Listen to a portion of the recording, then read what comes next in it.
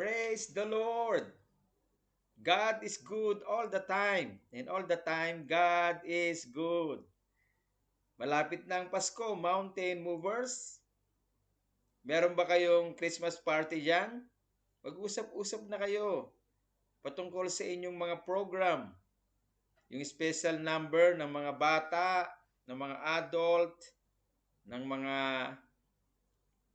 nanay, tatay, maging yung mga bata, magsayawan at magkaroon ng exchange gift.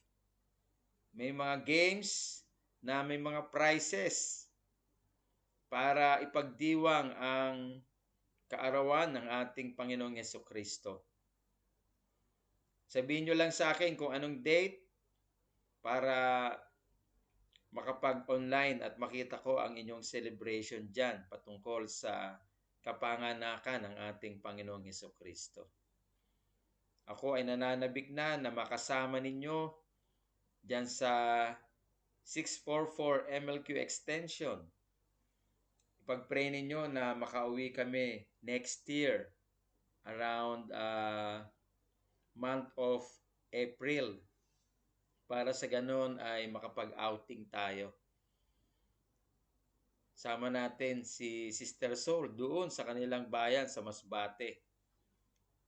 Tingnan natin yung kanilang magagandang beaches doon para makapag-enjoy tayo. Sama nyo sa prayer yan para at least magkakasama tayo na nagsiswimming at habang nagsiswimming merong iniihaw na isda at mga seafoods na kinakain. Wow!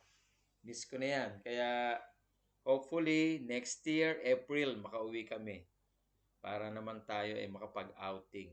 Lahat ng mountain movers ay kasama sa Masbate. Okay? Just pray and ang Lord mag-provide ng ating mga kakailanganin, lalo na sa sasakyan at sa blessing na pera para meron tayong ipambili ng lahat ng ating kailangan papunta doon at habang tayo ay naroon.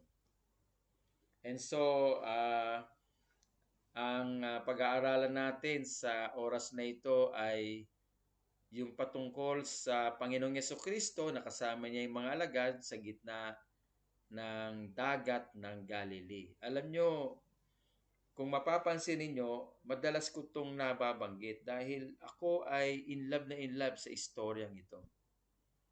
Ito ay hango doon sa Mark chapter 4, beginning verse 35 hanggang 41. Nung tinuruan ng ating Panginoong Yesus ang mga tao kasama ang kanyang mga alagad sa pangpang ng Sea of Galilee, ay napagpala ang lahat ng mga tao. At niyaya o niyakag ng ating Panginoong Yesus ang kanyang mga alagad na pumunta naman doon sa kabilang ibayo ng dagat. Sapagkat mayroong pulo doon na ang tawag ay Gadaren at meron siyang misyon na pupuntahan doon at ito nga yung tao na hindi na mapatino ng kahit na sinong tao sapagkat problema ng bayan at nakatira na sa libingan. At ito din ay kinuwento doon sa Mark chapter 6. Nung matapos na pagpalain ng ating Panginoong Yesus ang mga tao, lahat ng mga may sakit ay kanyang pinagaling, lahat ng mga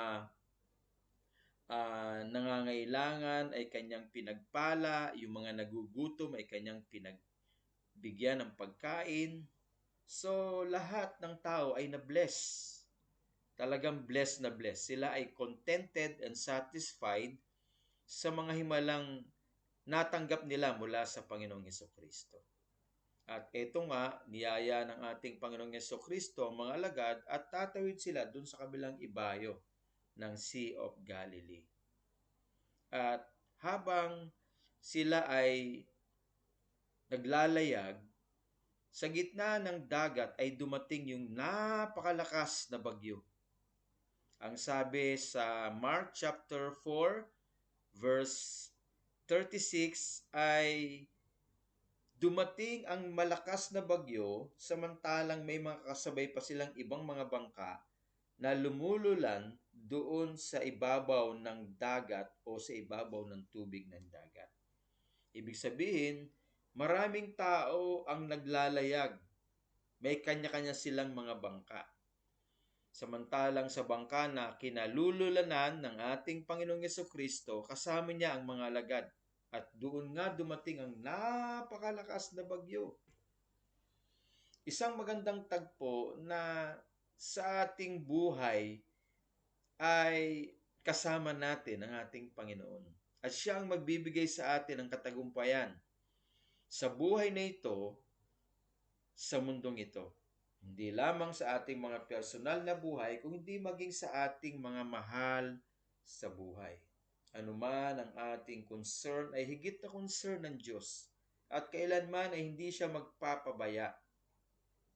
Nung dumating ang malakas na bagyo sa kanilang kalagitnaan, nagbigay ng magandang example ang ating Panginoong Yesus. Siya ay nakahimlay at natutulog. In other words, we can be at peace in the midst of the storm. As Jesus is so faithful and so calm and peaceful that time because he believed that the Father is with him, so as we are. Na hindi tayo dapat mag-alala sa anumang mga dumarating na pangangailangan, pagsubok, tukso, o anumang problema sa ating buhay sapagkat nandyan siya para sa atin. Madalas nating sinasabi doon sa Hebrews chapter 13 verse 5 na ang sabi ng salita ng Diyos, hindi kita iiwan, hindi kita pababayaan, ako ay laging sumasa iyo. Nagsasalita ang Panginoon sa kanyang mga anak na nagtitiwala sa kanya na ang sabi niya, huwag kang mag-aalala, ni matatakot man sapagkat hindi kita iiwan, hindi kita pababayaan. Kung papansinin ninyo, yung talatang yan ay double negative na hindi niya tayo iiwan, hindi tayo iiwan ng Diyos. Hindi niya tayo pababayaan. Siya ay isa sa atin magpakailanman. May nalaman ako kamakailan lang, ang sabi ng ilang Bible scholars, hindi lang ito double negative. Ito ay 5 times negative. Na ang ibig sabihin, kung 5 times ito na negative, ganito ang kanyang sinasabi sa ating lahat. Hindi kita iiwan. Hindi kita pababayaan. So, it's really 5 times negative that for sure, hindi tayo pababayaan ng ating Panginoong Yesukristo. In fact, alam niya na may darating na bagyo kapag sila ay nasa gitna na ng laot. Pero pansinin ninyo, dun sa verse 35 ng Mark chapter 4, ang sabi niya, let us go to the other side. Hindi niya sinabing, oh, let you go alone. Kayo lang mga alagad ang pumunta doon at susunod na lang ako. So, it's really a great statement that He will never leave us. He will never forsake us. Alam niya na may darating na bagyo pero sinamahan niya ang kanyang mga alagad. Let us, hindi sinabing let all of you pass over to the other side. But let us, meaning talagang totoo yung kanyang sinabi na hindi niya tayo iiwan. Hindi niya tayo pababayaan. It's a matter of faith unto God. Kailangan lamang ang ating buhay ay nakatugma sa kanyang kalooban. At nananalig tayo sa lahat ng sitwasyon sa ating buhay na hindi niya tayo pababayaan. Hindi niya tayo iiwan. Siya'y laging sumasa atin. So it's really a matter of cooperation. Makipag-cooperate tayo sa kalooban ng Diyos. And of course, kasama yung pagdidisiplina na laging manalangin, tumawag sa Kanya, magtiwala sa Kanya, at patatagin ang pananampalataya sa pamamagitan ng pakikinig at pakikinig ng Kanyang salita. At ito ay pagbulay-bulayan araw-araw, araw at gabi, pagkagising sa umaga at bago matulog sa gabi. Binabasa ang salita ng Diyos. Hindi nakababad sa cellphone. Hindi puro cellphone ang hawak. Kung meron mang application sa cellphone na Bible, basahin ang Bible. Sapagkat ang salita ng Diyos ay may dalang pagpapala sa bawat isa sa atin. Ang salita ng Diyos ay may dalang kagalingan sa anumang uri ng sakit at karamdaman. Ang salita ng Diyos ay gumagabay, tumutulong, nagbibigay ng lakas sa spiritual nating buhay, sa ating kaluluwa, sa ating katawan. Ito ay nakapagpapalusog ng ating ugnayan sa Diyos. At kapag malusog ang ating espiritu na nakikipag-ugnayan sa Diyos, sapagkat ang Diyos ay espiritu, yung lakas ng ating espiritu ay magiging lakas ng ating kaluluwa. At yung lakas ng ating kaluluwa ay dadaloy sa ating katawan, kung kaya't ang ating katawan ay may kalakasan, may kalusugan, may kagalakan. At higit sa lahat, ang ating buhay ay nalalapit ng husto sa ating Panginoon. At of course, nandun yung pakikipag-cooperate. Kaya nga kailangan natin ng cooperation with God and discipline. Kailangan natin yun. We should discipline our life kasi maraming umaagaw sa ating pakikipag-ugnayan sa Diyos. Nandyan ang social media, nandyan ang TV. So, i-priority natin, lalo na sa susunod na taon, sa darating na taon. I-priority natin ang Kanyang salita at lagi tayong tumawag sa Kanya at manalangin.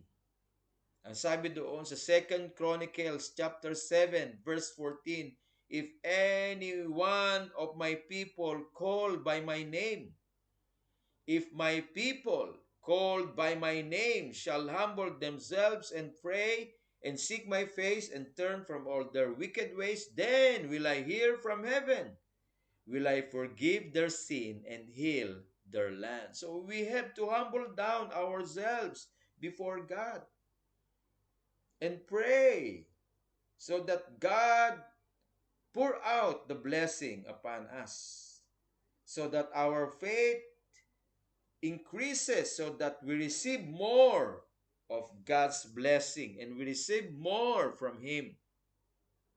Kaya nga, kailangan na maging goal natin sa susunod na taon ay higit na malapit ang ating buhay sa Kanya. Sapagkat Siya ang ating katagumpayan, sapagkat Siya ang nag-iingat sa atin, sapagkat Siya ang nagpapala sa atin, Siya ang nagbibigay sa atin ng lakas, Siya ang pumapatnubay sa atin, at nagbibigay ng pagpapala sa lahat ng ating mga kailangan.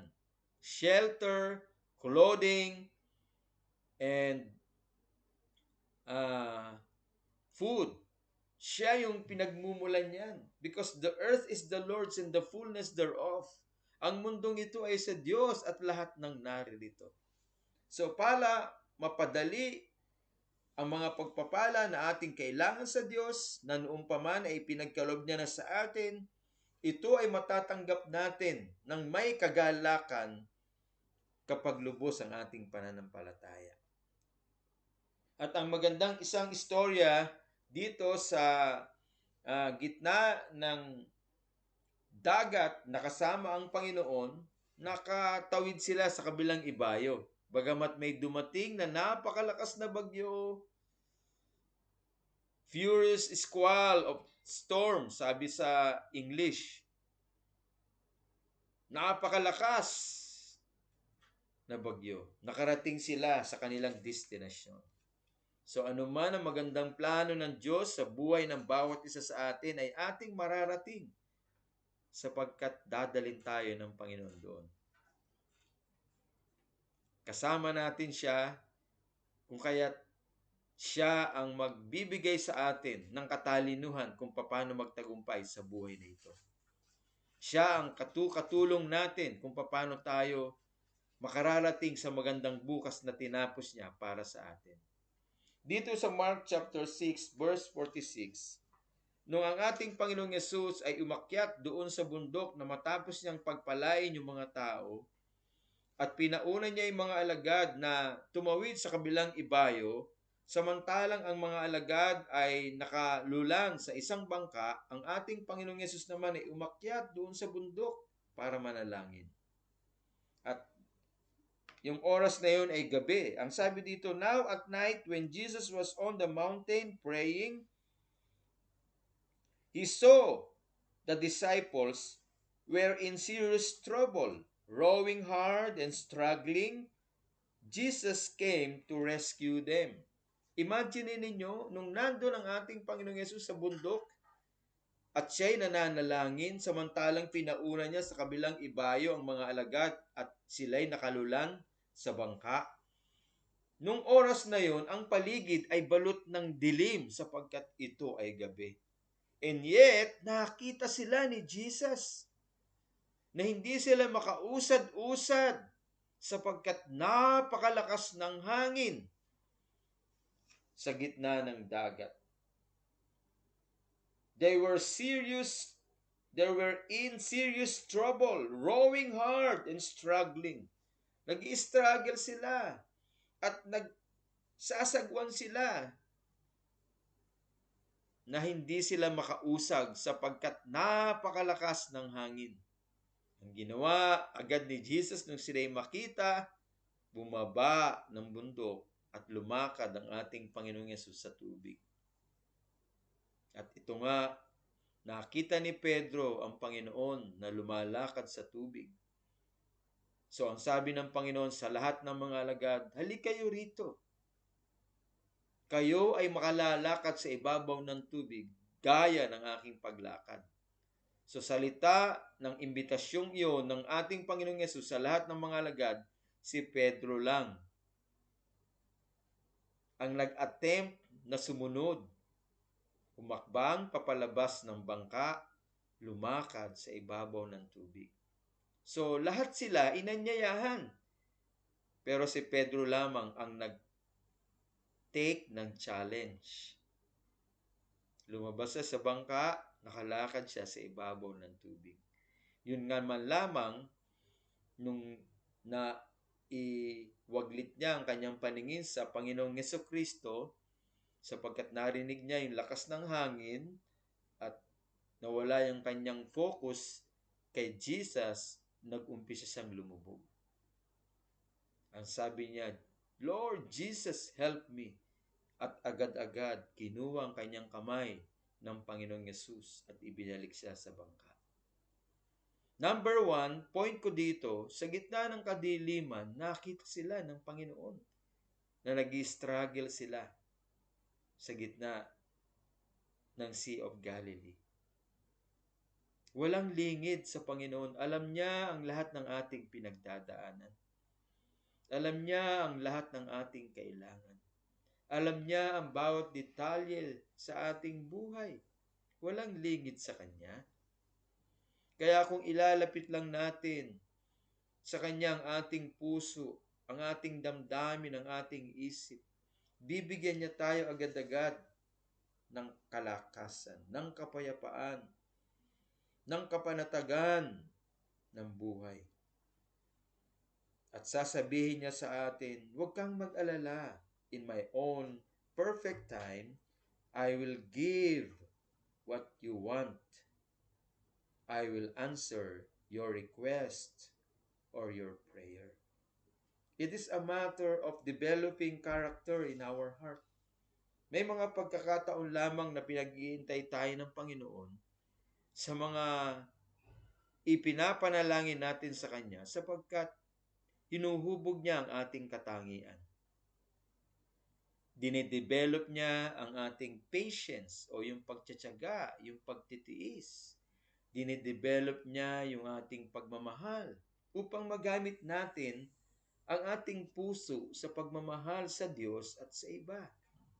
At magamit natin ang ating labi sa pamamagitan ng pagbibigay ng encouragement sa mga taong nanlulupaypay o nanghihina. Na magamit natin ang ating tenga sa pakikinig sa mga problema ng iba upang sila ay mapayuhan ng kalooban ng Panginoon. At magamit natin ang ating mga mata na lagi tayong tumingin sa Panginoon at hindi sa mga bagay sa mundong ito. Sapagkat kapag tayo ay tumingin sa ating Panginoon at pinagtuunan natin siya ng lubos-lubusan sa ating buhay, himala ang magaganap sa bawat isa sa atin. For sure yun. Kasi nung ang ating Panginoong Yesus, inayayahan niya yung mga alagad na lumakad sa tubig at lumapit sa Kanya, si Pedro ay nag-umpisang humakbang papalabas ng bangka. Nung tiningnan niya at nakatuon ang kanyang puso at isip, maging ang kanyang paningin sa Panginoong Jesucristo, nangyari sa kanya ang himala.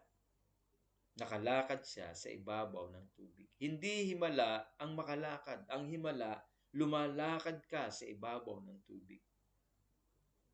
Kaya kapag itinuon natin ang ating puso, ang ating isip sa Panginoon, himala ang mangyayari sa atin. Himala ang matatanggap natin.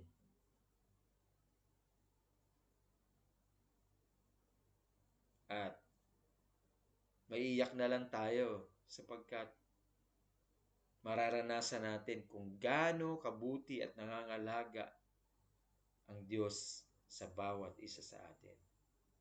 Kaya matuto tayong magtuon ng ating pansin sa Panginoon. Matuto tayong patatagin natin ang ating pananampalataya sa Kanya.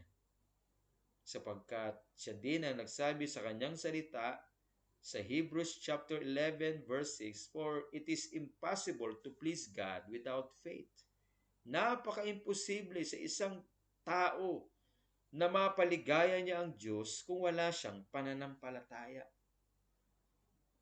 Kaya ang sabi sa Hebrews chapter 11 verse 1, "Now is faith." Every day is faith. Laging present tense ang faith. Now is faith is the substance of things hoped for. Ngayon ay pananalig, ngayon ay pananampalataya, sapagkat ito ang katibayan ng mga bagay na iyong inaasahan. At katunayan ng mga bagay na hindi mo nakikita. And God is the rewarder of them who diligently seek Him. Paano mo nga siya hahanapin kung wala kang pananampalataya? Kaya kapag matatag ang pananampalataya mo, hahanapin mo siya at nandoon ang kanyang reward. Iba ang blessing sa reward. Kaya may additional pa dun sa blessing. For God is the rewarder of them who diligently seek Him. You will seek Him, of course. That's for sure because you have faith in Him. Meron kang pananampalataya, hahanapin mo siya. Hahanapin mo at aalamin ang kanyang kalooban. Mananalangin ka. Magtitiwala ka sa Kanya. Iluluhod mo yung pangangailangan mo na kailangan mo sa buhay mo, sa iyong mga anak, sa iyong asawa. And of course, matatanggap mo ang reward because those who seek God, amen, God will reward because He is the rewarder of them who diligently seek Him. Kaya iba ang matatagang pananampalataya. Iba ang isang tao na puno ang kanyang puso ng salita ng Diyos. Iba ang isang mananampalataya kapag puno ang kanyang isipan ng salita ng Diyos. Ang Diyos ang kanyang pinagtitiwalaan. Ang Diyos ang kanyang nilalapitan. Tinatawag niya ang pangalan ng Panginoong Yesus. San man siya naroroon, itinataas niya ang kanyang buhay. Itinataas niya ang kanyang pamilya. And God is indeed faithful because He will reward you. Because He is the rewarder of them who diligently seek Him. Kaya gawin nating goal natin araw-araw na tumaas ang antas ng ating pagtitiwala sa Panginoon. Na tumaas ang ating pananampalataya na nagmumula sa Kanyang salita. Sapagkat kapag matatag, mataas ang ating pananampalataya, hahanapin natin siya. And that's it. He will reward us. Sapagkat kung sagalang sa atin, wala tayong magagawa. Salamat na lang, nandyan siya para sa atin. Ano man ang sitwasyon ng ating buhay, gaya ng mga alagad, nakita sila ng Panginoon sa gitna ng dilim sapagkat gabing-gabi nung time na yun, sinaklolohan agad sila. Hindi tumawag ang mga alagad. Kung nakita na kailangan ng kanyang tulong ang mga alagad, agad-agad na bumaba ng bundok ang Panginoong Yesus at lumakat sa tubig upang sila'y saklolohan. Nandyan siya para sa atin. Anytime para tayo ay tulungan. Nandyan siya para sa atin. Anytime para tayo ay pagpalain. It's a matter of faith unto the Lord to call upon Him. Jesus, help me. Jesus, bless me. Jesus, let me receive the blessing that you have prepared for me and for my family. Alam ko, Panginoong Yesus, walang lingid sa inyo. Alam niyo po ang aming kalagayan. Kaya tulungan niyo po kami. Sapagkat kung sagalang sa aming sarili, wala po kaming magagawa. Hindi po namin kaya.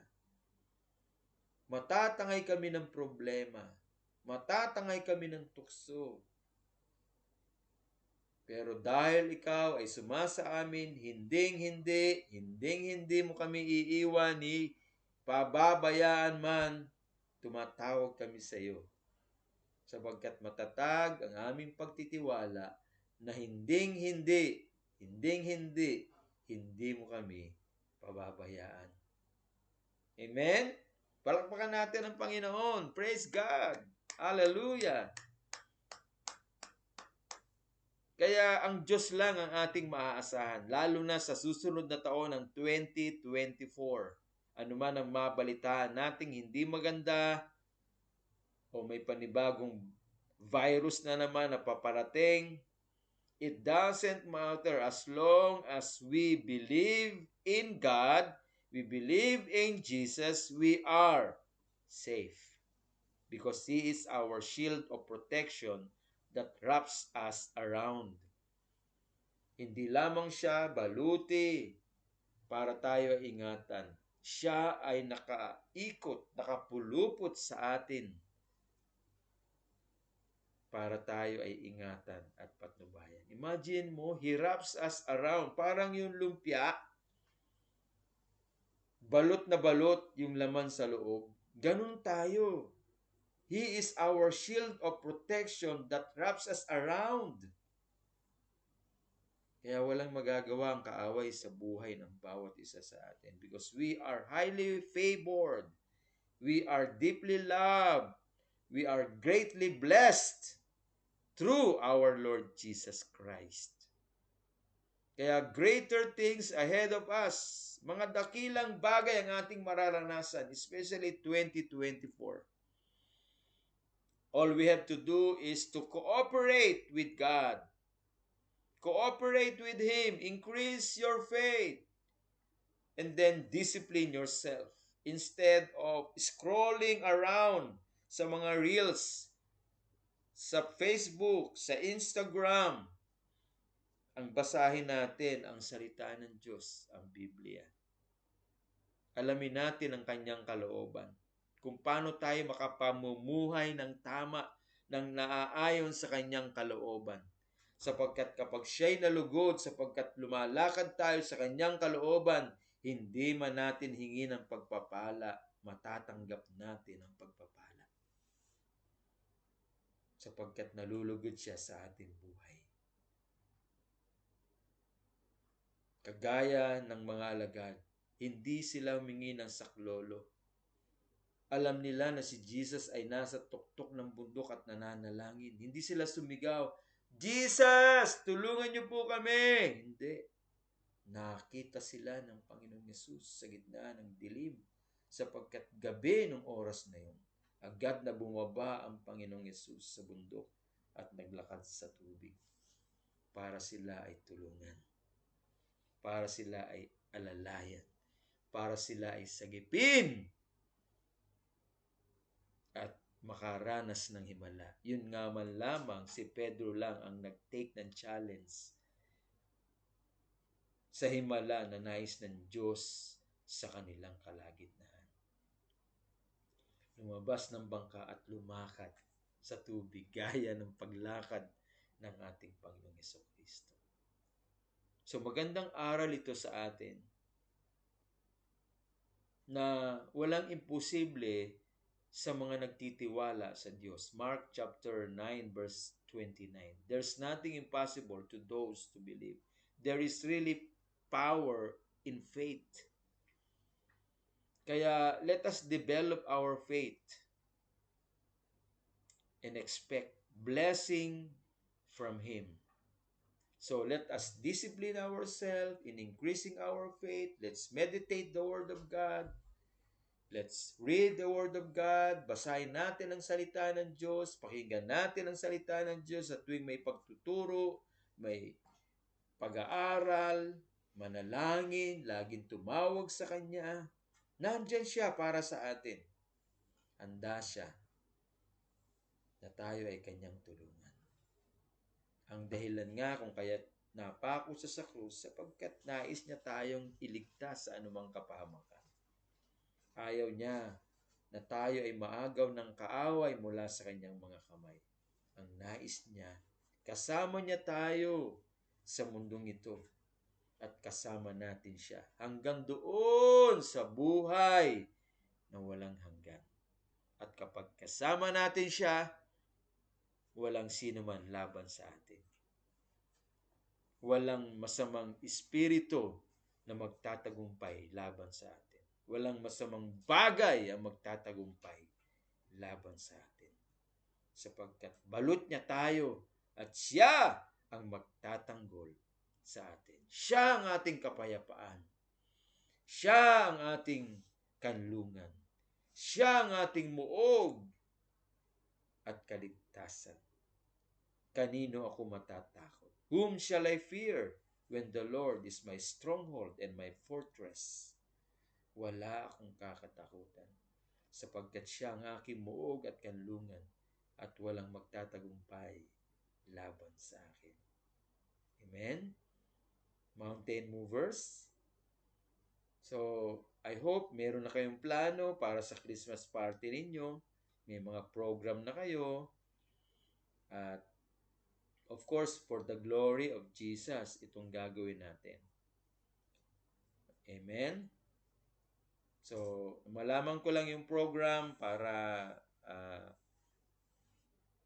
makapag-contribute din kahit papano para sa inyong Christmas party. Okay? So, let's pray. Father, we thank you, O God, for this time sa mga katuroang inihag mo po sa amin na kailangan po namin talagang patatagin ang aming pananampalataya. Sapagkat ang sabi mo, walang imposible sa kanila na sumasampalataya sa iyo. Nandyan ka para sa amin upang kami tulungan. At kung matatag ang aming pananampalataya, lagi ka naming pupurihin, pagtitiwalaan, at hindi kami matitinag ng anumang problema sa mundong ito. Hindi kami gagalaw ng kaaway. Sa halip kami ay tatayo ng may katagumpayan at mararanasan namin ang iyong kabutihan sa pang-araw-araw naming buhay, maging sagot sa aming mga pananalangin. Hindi lamang sa bawat isa sa amin, kundi maging sa aming mga mahal sa buhay. We expect more of your blessing, Lord.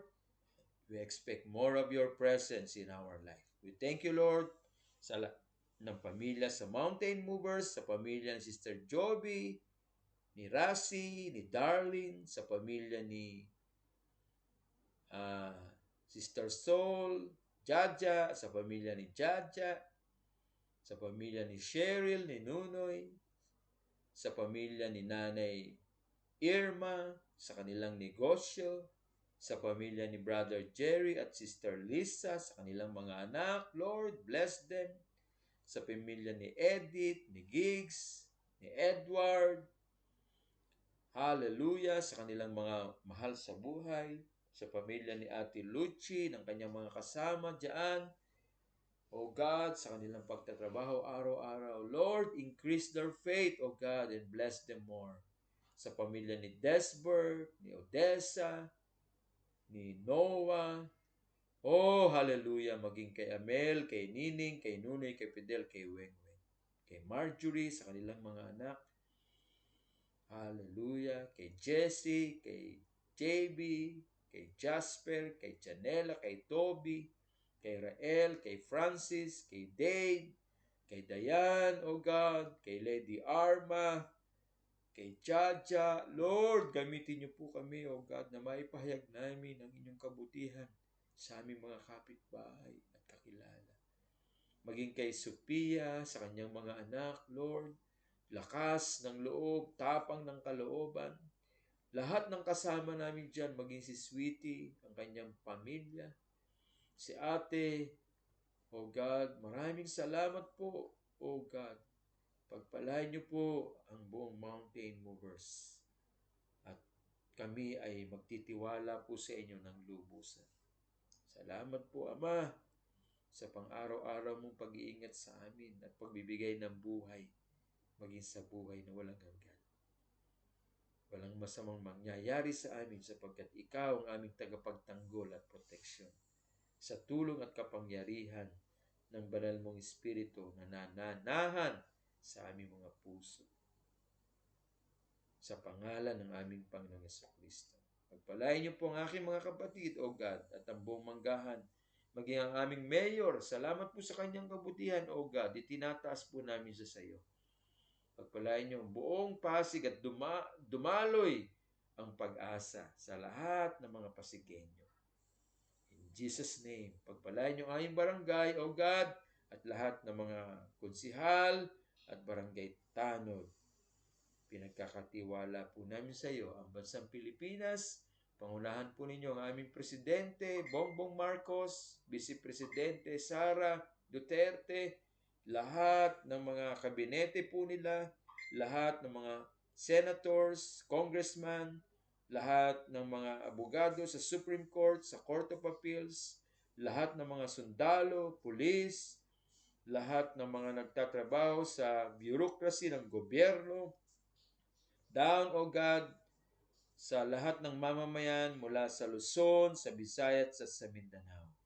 Ikaw po, O Diyos, sa magpala sa aming bayan. O God, tulungan niyo po ang mga kababayan po namin maging sa ibang bansa na wala sa Pilipinas na magpakumbaba at makilala kanila at tanggapin kanila sa kanilang puso bilang Panginoon at tagapagligtas. Salamat din po sa aking buhay, sa buhay ni Pastora Mean at ni Grace, O God. Ikaw po ang maluwalhati sa lahat ng aming iisipin, gagawin at sasabihin. Ito po ang aming dalangin na may katagumpayan. Ang lahat ng Mountain Movers ay magsabi ng Amen, Amen, and Amen, and Amen. Merry Christmas, Mountain Movers. God bless you all. Bye-bye.